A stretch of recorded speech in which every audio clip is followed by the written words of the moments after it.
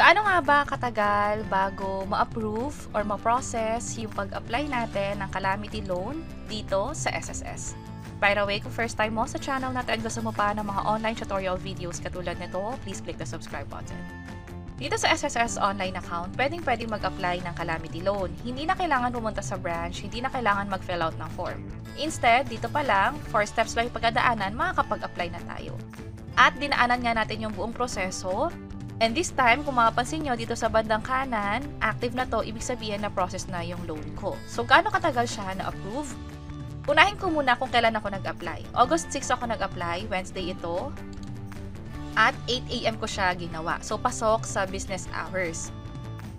At na-approve siya kinabukasan din. Umabot nga ng 10 PM, ibig sabihin lagpas na sa business hours, pero may nag-approve pa din sa side ng SSS. So, halos kinabukasan lang din, na-process na siya at ang sinabi dito ay mapupunta na siya sa bank account ko na pwedeng umabot ng 3 to 5 working days.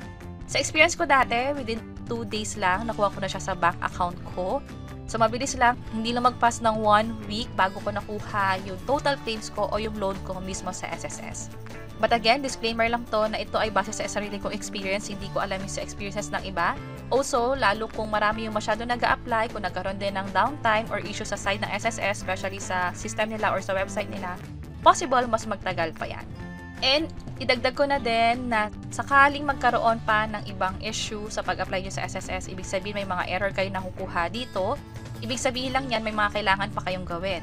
Dapat ganito yung makita ninyo para fully maging successful yung pag-apply nyo ng SSS Calamity Loan. So, ipakita ko very quick kung paano nga ba mag-apply.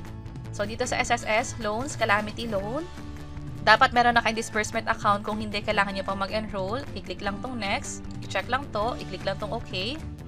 At andito yung disclosure statement. Mahalaga na i-download nyo to kasi kung sakaling empleyado kayo o kahit voluntary member, dito nyo kasi makikita yung dapat nyong ihulog monthly at kung kailan kayo dapat mag-umpisa maghulog. At makikita nyo rin kung hanggang kailan siya matatapos.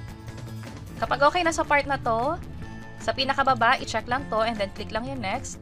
Step 3, parang ito lang yung summary na nakita natin kanina. Ang pinakakailangan gawin sa step 3 ay mag-check lang ulit, i-click tong submit, at i-check itong I confirm at click tong confirm para sa i-apply nating calamity loan mula sa SSS. At ganun lang kadali yung proseso at ganun din kabilis mo-approve yung niloan natin na calamity loan dito sa SSS online. Sana nakatulong tong video na to. Kung pakiclick ang like button at para sa iba't ibang mga tutorial videos, pwede nyo i-check ito nasa baba. Sana makatulong and see you sa mga next videos. Bye-bye!